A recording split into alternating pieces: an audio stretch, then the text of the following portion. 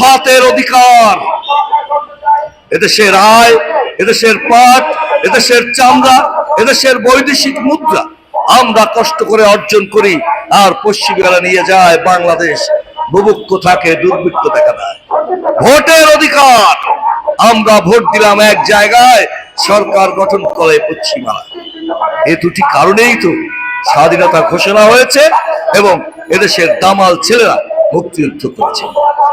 যারা ওই মুক্তিযুদ্ধের বিরোধিতা করেছে, বাড়ি বাড়ি চিনিয়ে দিয়েছে, আল বদর, আল শামস, জামাত, তারা কিন্তু মানুষের কাছে আজ পর্যন্ত ক্ষমা চায় নাই।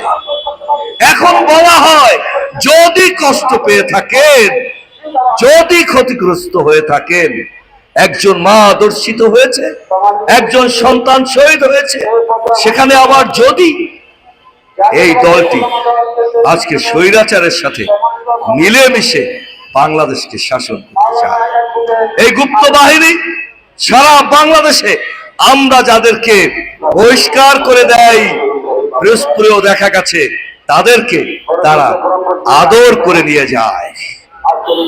যে সমস্ত আওয়ামী লীগ নেতারা গর্তে লুকিয়েছিল, তাদেরকে গর্ত থেকে বের করে এনে তাদের সফর সঙ্গী করে। অর্থাৎ এই দলটি দেশের ভালো চায় না, এই দলটি সন্ত্রাসবিরোধী নয়, এই দলটি মানুষের মঙ্গলের জন্য নয়, ক্ষমতার জন্য লোলুপ দৃষ্টিতে জিহ্বা বের করে ফেলেছে। ইসলামের কথা বলে, ইসলাম অর্ধেক হয় না। প্রিয় বন্ধুগণ, ইসলামের কথা বলবেন আর ছাত্র সংগঠনটি ঢাকা বিশ্ববিদ্যালয় চত্বরে মূর্তি বানাবেন, তা তো আমি আর বক্তব্য দীর্ঘায়িত না করে এটুকু বলতে চাই, আগামী দিনগুলোতে এদেশের মানুষের মঙ্গলের জন্য, একটি সুন্দর বাংলাদেশ গড়ার জন্য, এদেশের ভাগ্য নির্বাচন না হয়ে যারা সরকারের মধ্যে আওয়ামী লীগ এবং ৭১-এর পরাজিত শক্তি মিলেমিশে থাকতে পারে, সেই বিষয়টি নিশ্চিত করতে চায়।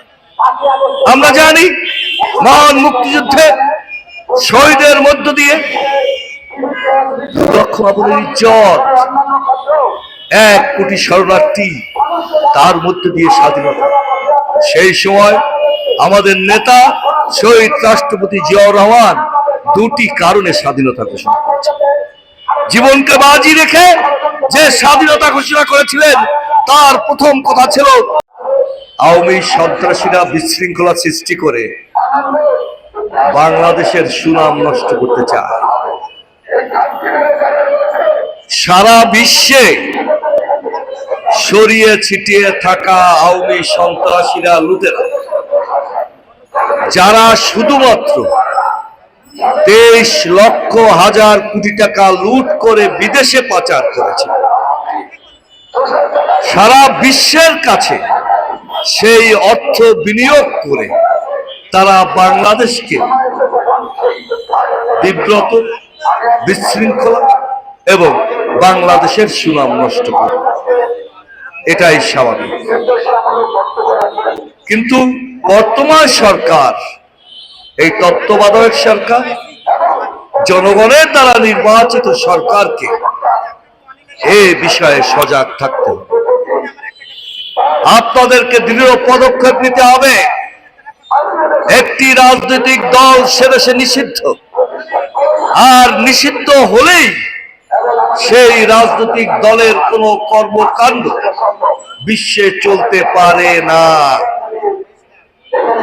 গণতান্ত্রিক বিধি ব্যবস্থা, আন্তর্জাতিক আইন দলটি সন্ত্রাস এবং লুটের কারণে বাংলাদেশে নিষিদ্ধ হয়েছে। গণতান্ত্রিক বিধি ব্যবস্থা নষ্ট করার জন্য নিষিদ্ধ হয়েছে।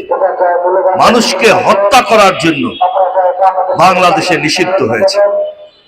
আজকে বুঝতে হবে, জুলাই বিপ্লবে 1100 জন মানুষ যেমন শহীদ হয়েছে, ঠিক তেমনি ভাবে তার পূর্বের 15-16 বছরে 500 মানুষ গুম হয়েছে, কয়েক সহস্রাধিক মানুষ শহীদ হয়েছে। প্রিয় বন্ধুগণ, বাংলাদেশে একটি অদৃশ্য শক্তি ধীরে ধীরে অপকর্মের করার জন্য ধেয়ে আসছে।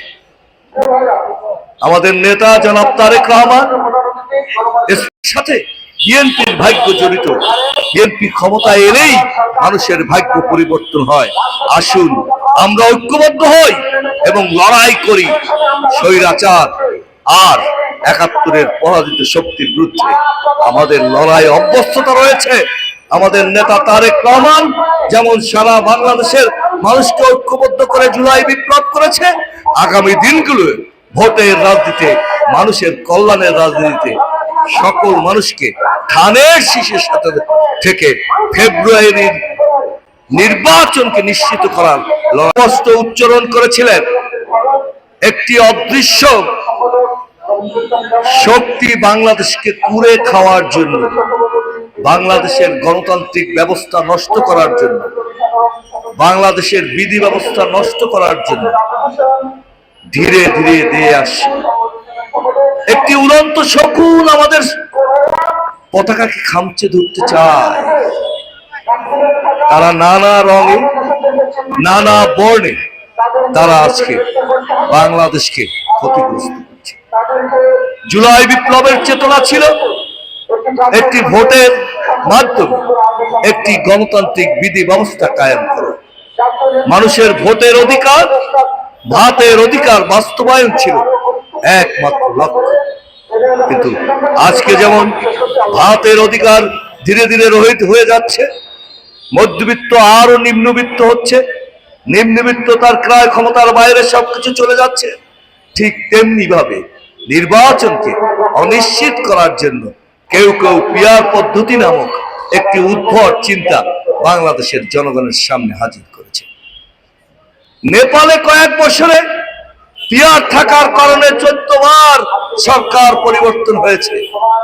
ইসরায়েলে পিয়ার আছে, বিশ্বের কোন উন্নত দেশে পিয়ার পদ্ধতি নাই। অথচ এটি বাস্তবায়ন অথবা এটিকে সুতা হিসাবে ধরে নিয়ে বাংলাদেশের নির্বাচনকে পিছানোর জন্য অথবা